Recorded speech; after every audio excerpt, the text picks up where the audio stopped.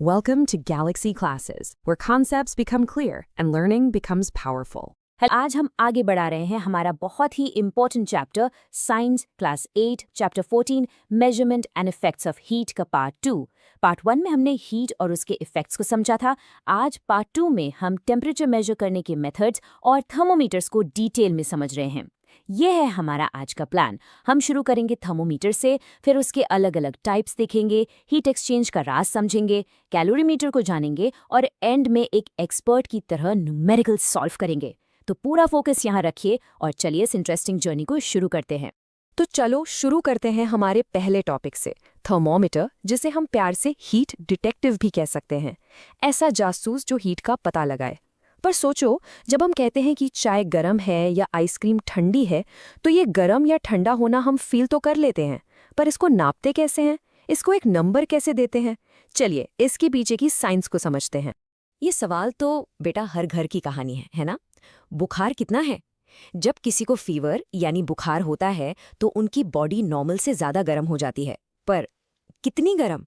इसका एग्जैक्ट पता लगाने के लिए हम एक डिवाइस यूज़ करते हैं, जिसे कहते हैं क्लिनिकल थर्मोमीटर। हाँ, ये वही थर्मोमीटर है जो डॉक्टर के पास होता है या हमारे घर के फर्स्ट एड बॉक्स में रखा होता है। इसी से हमें बॉडी टेम्परेचर की बिल्कुल एकदम सटीक रीडिंग मिलती है। लेकिन सारे थर्मोमीटर्स एक जैसे नहीं होते। अब यहाँ स्क्रीन पे देखो, आपको दो अलग अलग टाइप के थर्मोमीटर दिख रहे हैं। एक है लेबोरेटरी थर्मोमीटर, जो साइंस लैब्स में एक्सपेरिमेंट्स के लिए यूज होता है, और दूसरा है क्लिनिकल थर्मोमीटर, जो हम इंसानों का बॉडी टेम्परेचर नापने के लिए यूज करते हैं। दोनों का काम टेम्परेचर बताना है, पर डिजाइन और यूज बिल्कुल अलग है। पर इनके फर्क को समझने से पहले चलो ये देखते हैं कि कोई भी थर्मोमीटर आखिरकार काम कैसे करता है, उसके पीछे का फंडा क्या है। चलिए इसके काम करने के तरीके को स्टेप बाय स्टेप समझें। सोचो, थर्मोमीटर एक पतली सी कांच की नली यानी ग्लास ट्यूब है। इसके नीचे एक बल्ब जैसा हिस्सा होता है जिसमें एक लिक्विड भरा रहता है। स्टेप 1, हम इस बल्ब को उस चीज से टच करते हैं जिसका टेम्परेचर नापना है। जैसे बुखार चेक करते वक्त इसे जीभ के नीचे रखते हैं। स्टेप 2, जैसे ही बल्ब को गर्मी मिलती है, उसके अंदर का लिक्विड गर्म होकर एक्सपैंड करता है यानी फैलता है। स्टेप 3, जब लिक्विड फैलता है तो उसे जगह चाहिए होती है और वो उस पतली सी ट्यूब में ऊपर की तरफ चढ़ने लगता है। और पता है ट्यूब इतनी पतली क्यों होती है? ताकि थोड़ी सी भी गर्मी मिले तो लिक्विड का लेवल काफी ऊपर चढ़ जाए और हमें रीडिंग आराम से दिखे। ब्रिलियंट ना? स्टेप 4, बस हम ये देखते हैं कि लिक्विड ट्यूब में कहाँ तक चढ़ गया है और उसके सामने लिखी मार्किंग को पढ़ लेते हैं। वही हमारा टेम्परेचर होता है। सिंपल। अब एक बहुत इंपॉर्टेंट सवाल, इस ट्यूब के अंदर आखिर लिक्विड होता कौन सा है? देखो, पहले के थर्मोमीटर्स में मर्क्यूरी यूज होता था। मर्क्यूरी एक मेटल है जो रूम टेम्परेचर पर लिक्विड होता है और गर्मी मिलने पर बिल्कुल कंसिस्टेंट रेट से एक्सपैंड करता है, इसलिए वो रीडिंग के लिए बहुत अच्छा था। लेकिन उसमें एक प्रॉब्लम थी, बहुत बड़ी प्रॉब्लम। मर्क्यूरी एक पॉइजनस यानी जहरीला सब्सटेंस है। अगर गलती से थर्मोमीटर टूट जाए तो मर्क्यूरी हमारे लिए बहुत हार्मफुल हो सकता है। इसलिए सेफ्टी को ध्यान में रखते हुए आजकल के थर्मोमीटर्स में मर्क्यूरी की जगह अल्कोहल का इस्तेमाल होता है। अल्कोहल भी हीट से एक्सपैंड होता है और सेफ भी है। और हाँ, इसको स्टार मार्क कर लो, एग्जाम में ये 2 मार्क का क्वेश्चन अक्सर पूछते हैं। Why is alcohol preferred over mercury in thermometers nowadays? ये पूरा खेल इस एक कॉन्सेप्ट पे टिका है, थर्मल एक्सपेंशन। इसका सिंपल भाषा में मतलब है, गर्मी दो, चीजें फैलेंगी। बस इतना ही है। जब भी हम किसी चीज को हीट देते हैं, उसके मॉलिक्यूल्स में एनर्जी बढ़ जाती है। वो तेजी से मूव करते हैं और एक दूसरे से दूर जाते हैं। इससे उस चीज का साइज या वॉल्यूम बढ़ जाता है। इसी को थर्मल एक्सपेंशन कहते हैं। बिल्कुल वैसे जैसे पानी को गर्म करने पर वो स्टीम बनकर फैल जाता है, तो थर्मामीटर के अंदर का लिक्विड भी गर्मी पाकर एक्सपैंड होता है और हमें टेम्परेचर पता चल जाता है। ओके, तो अब हमें वर्किंग प्रिंसिपल तो पता चल गया। अब चलो इसकी पूरी फैमिली से मिलते हैं। जैसे हर काम के लिए एक स्पेशल टूल होता है, वैसे ही अलग अलग चीज़ों का टेम्परेचर नापने के लिए अलग अलग थर्मोमीटर्स बनाए जाते हैं। Let's see the different tools for different jobs. सबसे पहले हमारा प्यारा क्लिनिकल थर्मोमीटर, फीवर वाला। इसकी सबसे खास बात है इसकी रेंज। इस पर जो मार्किंग्स होती हैं वो सिर्फ 35 डिग्री सेल्सियस से 42 डिग्री सेल्सियस तक होती हैं। अब सोचिए ऐसा क्यों? सिंपल, क्योंकि एक हेल्दी इंसान का टेम्परेचर 37 डिग्री के आसपास होता है। बुखार में ये थोड़ा बढ़ जाता है, पर 42 से ऊपर जाना या 35 से नीचे जाना आमतौर पर पॉसिबल नहीं होता। इसलिए इसे स्पेसिफिकली ह्यूमन बॉडी के लिए ही डिजाइन किया गया है। ये 1 मार्क का फेवरेट क्वेश्चन है टीचर्स का। What is the range of a clinical thermometer? और आजकल तो ज्यादातर यही दिखता है ना? ये है डिजिटल थर्मोमीटर। इसका फंडा अलग है। इसमें कोई लिक्विड विक्विड नहीं है। इसके आगे टिप पर एक इलेक्ट्रॉनिक सेंसर लगा होता है जो बॉडी से निकलने वाली हीट को सेंस करके उसे सीधे एक नंबर में कन्वर्ट कर देता है जो हमें स्क्रीन पर दिखता है। इसको यूज करना बहुत आसान है, रीडिंग एकदम क्लियर आती है और सबसे इम्पॉर्टेंट ये बिल्कुल सेफ है क्योंकि इसमें मर्क्यूरी जैसा कोई लिक्विड नहीं होता। आप यहाँ देखो, इन दोनों में जमीन आसमान का फर्क है। जैसा कि नाम से ही साफ है, लेबोरेटरी थर्मामीटर साइंस लैब्स में यूज होता है।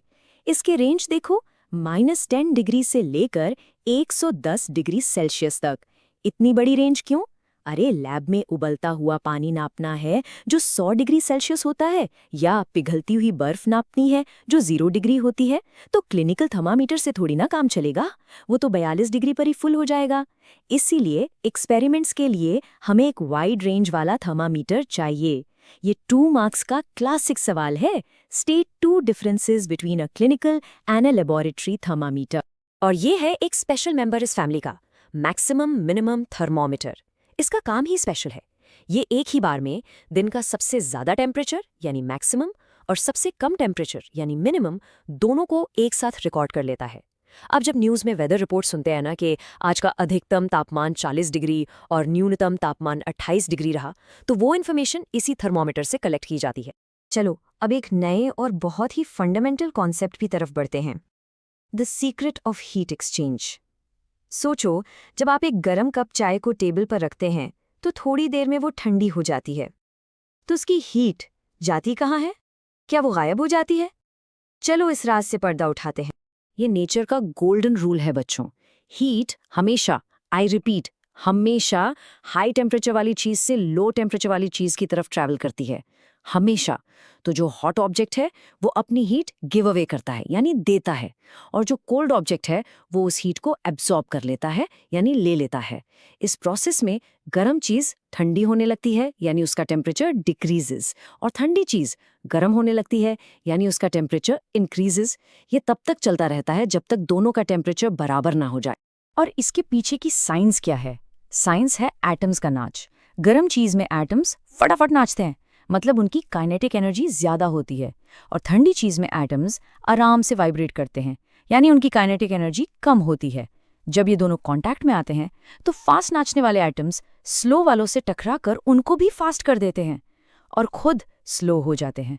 एनर्जी ट्रांसफर हो गई, और ये तब तक चलता है जब तक दोनों तरफ के एटम्स की एवरेज काइनेटिक एनर्जी यानी टेम्परेचर सेम ना हो जाए। अब एक बहुत ही इंपॉर्टेंट टर्म, स्पेसिफिक हीट, जिसका सिंबल है छोटा सी। सिंपल भाषा में ये है किसी चीज की हीट की भूख।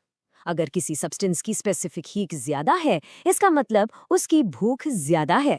उसको 1 डिग्री गर्म करने के लिए बहुत सारी हीट खिलानी पड़ेगी। वो हीट का बुखड़ है। इस टेबल को ध्यान से देखो। यहाँ वाटर यानी पानी की स्पेसिफिक हीट है 1.0, जो इस लिस्ट में सबसे ज्यादा है। इसका रियल लाइफ मतलब क्या है?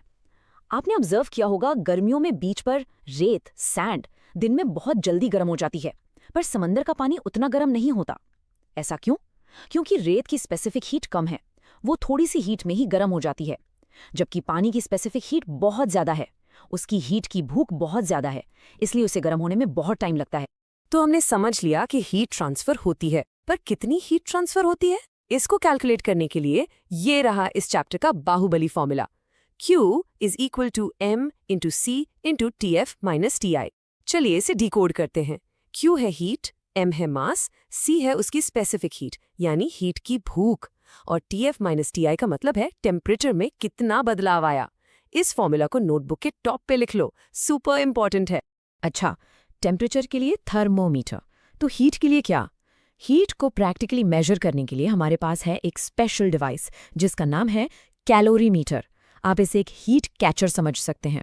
ये एक ऐसा स्पेशल बॉक्स है जो हीट को अपने अंदर पकड़ लेता है ताकि हम उसे आसानी से नाप सकें। यहाँ देखो इसका डायग्राम, ये बिल्कुल एक थर्मोस फ्लास्क जैसा है। इसमें 2 बर्तन होते हैं, एक अंदर एक बाहर, और उनके बीच में हवा होती है। ऐसा क्यों? ताकि अंदर की हीट बाहर ना जा सके और बाहर की सर्दी अंदर ना आ सके। इस सिस्टम को हम थर्मली आइसोलेटेड सिस्टम कहते हैं। मतलब जो भी हीट का लेना देना होगा वो सिर्फ इस बॉक्स के अंदर ही होगा। चलो इसके पार्ट्स देखते हैं। सबसे बाहर आउटर वेसल, उसके अंदर इनर वेसल, जो आमतौर पर कॉपर का बना होता है। एक इम्पॉर्टेंट एग्जाम क्वेश्चन है, इनर वेसल कॉपर का क्यों है? इसके दो रीजन हैं। एक, कॉपर हीट का अच्छा कंडक्टर है और दूसरा, उसकी स्पेसिफिक हीट यानी हीट की भूख कम होती है। दोनों के बीच एयर कैविटी इंसुलेशन का काम करती है। ऊपर एक हीट रेजिस्टेंट लिड है, पानी को मिक्स करने के लिए एक स्टरर है और टेम्परेचर नोट करने के लिए ऑफ कोर्स एक थर्मोमीटर लगा है। और ये लाइन इस टॉपिक का गोल्डन रोल है। इसको प्रिंसिपल ऑफ कैलोरीमेट्री कहते हैं। सिंपल शब्दों में इसका मतलब है heat lost equal to heat gained. जब हम कैलोरीमीटर में कोई गर्म ऑब्जेक्ट डालते हैं तो वो ऑब्जेक्ट जितनी हीट लूज करेगा, ठीक उतनी ही हीट वहां मौजूद पानी और कैलोरीमीटर मिलकर गेन कर लेंगे। हीट कहीं वेस्ट नहीं हो सकती। इसी प्रिंसिपल पर सारे न्यूमेरिकल सॉल्व होंगे। अब उस गोल्डन रूल को फॉर्मूला में डालते हैं। तो heat lost by object Q object बराबर है heat gained by water QW plus heat gained by calorimeter QC। अब इन तीनों Q के लिए हम अपना superstar formula Q is equal to MC delta T use करेंगे। देखने में लंबा लग रहा है ना, पर डरो मत, ये बस वही Q is equal to MC delta T वाला फॉर्मूला है जो 3 बार लिखा हुआ है। लेफ्ट साइड है ऑब्जेक्ट ने कितनी हीट दी, राइट साइड है पानी और कैलोरीमीटर ने मिलकर कितनी हीट ली। सिंपल। चलो थ्योरी बहुत हो गई, अब टाइम है एक्शन का। हम एक real exam style numerical problem solve करेंगे और इस हीट की मिस्ट्री को खत्म करते हैं। रेडी हो? Let's do this. चलिए इस एग्जाम्पल को स्टेप बाय स्टेप सॉल्व करते हैं। स्टेप 1, हमेशा सबसे पहले गिवन डेटा लिखो। क्या क्या दिया है सब नोट कर लो। हमें पानी, ऑब्जेक्ट और कैलोरीमीटर का मास m दिया है। पानी और कैलोरीमीटर का शुरुआती टेम्परेचर 30 डिग्री सेल्सियस है। गर्म ऑब्जेक्ट का 60 डिग्री सेल्सियस। स्पेसिफिक हीट भी दी है, हमें फाइनल टेम्परेचर TF निकालना है। स्टेप 2, अपना गोल्डन रूल लिखो। स्टेप 3, अब सारी वैल्यूज को धीरे धीरे फॉर्मूला में फिट करो, गलती मत करना। स्टेप 4, बस अब तो सिंपल मैथ्स है, m दोनों तरफ से कैंसिल हो जाएगा और हमें बस इस इक्वेशन को सॉल्व करके TF की वैल्यू निकालनी है। और इक्वेशन को सॉल्व करने के बाद हमारा फाइनल आंसर आता है 32.25 डिग्री सेल्सियस। ये क्या है? ये वो फाइनल कॉमन टेम्परेचर है जिस पर आकर सब कुछ शांत हो जाएगा। गर्म ऑब्जेक्ट 60 डिग्री से ठंडा होकर 32.25 पर आएगा और पानी और कैलोरीमीटर 30 डिग्री से गर्म होकर 32.25 पर आएंगे। इस पॉइंट पर हीट एक्सचेंज रुक जाएगा और हम कहेंगे कि सिस्टम ने थर्मल इक्विलिब्रियम अचीव कर लिया है। वाह, मजा आ गया। हमने आज काफी इंपॉर्टेंट कॉन्सेप्ट्स को डिटेल में समझा है। अब एग्जाम के लिए एक सुपर फास्ट रिवीजन करते हैं। जो भी हमने आज सीखा है उसके मेन पॉइंट्स फोकस है। तो आज हमने सीखा थर्मामीटर्स थर्मल एक्सपेंशन यानी गर्मी से फैलने के प्रिंसिपल पर काम करते हैं। हमने 4 टाइप के थर्मामीटर्स देखे, क्लिनिकल, लेबोरेटरी, डिजिटल और मैक्सिमम मिनिमम। फिर हमने हीट एक्सचेंज का रूल समझा कि हीट हमेशा गर्म से ठंडी चीज की तरफ जाती है। हमने स्पेसिफिक हीट के कॉन्सेप्ट को जाना जो सब्सटेंस की हीट एब्जॉर्ब करने की कैपेसिटी है और पानी की सबसे ज्यादा है। और आखिर में हमने कैलोरीमीटर के बारे में पढ़ा जो heat lost is equal to heat gained के सिंपल प्रिंसिपल पर हीट मेजर करता है। अब सबसे इंपॉर्टेंट बात, एग्जाम में इस टॉपिक से क्वेश्चंस कैसे आएंगे, ध्यान से सुनिए। 2 मार्क्स के लिए आपसे differentiate between clinical and laboratory thermometers पूछा जा सकता है। 1 मार्क के लिए डिफाइन स्पेसिफिक हीट आ सकता है। एक शॉर्ट आंसर क्वेश्चन हो सकता है, explain the working of a calorimeter with a diagram. और 3 या 5 मार्क्स का एक न्यूमेरिकल प्रॉब्लम जरूर आएगा जो कैलोरीमेट्री के फॉर्मूला पर बेस्ड होगा। इसकी प्रैक्टिस जरूर करना। तो बच्चों, आज आपने हीट को मेजर करने की साइंस में एक्सपर्ट बन गए हो। अब बस इन कॉन्सेप्ट्स को एक बार रिवाइज कीजिए, टेक्स्ट बुक से न्यूमेरिकल्स की प्रैक्टिस कीजिए and you will be unstoppable in your exams. अगर कोई भी डाउट हो तो इस एक्सप्लेनर को दोबारा जरूर देखिए। कॉन्फिडेंस रखो। This lesson was brought to you by Galaxy Classes, created only for study and concept clarity. Like, share, subscribe and press the bell icon for further notification.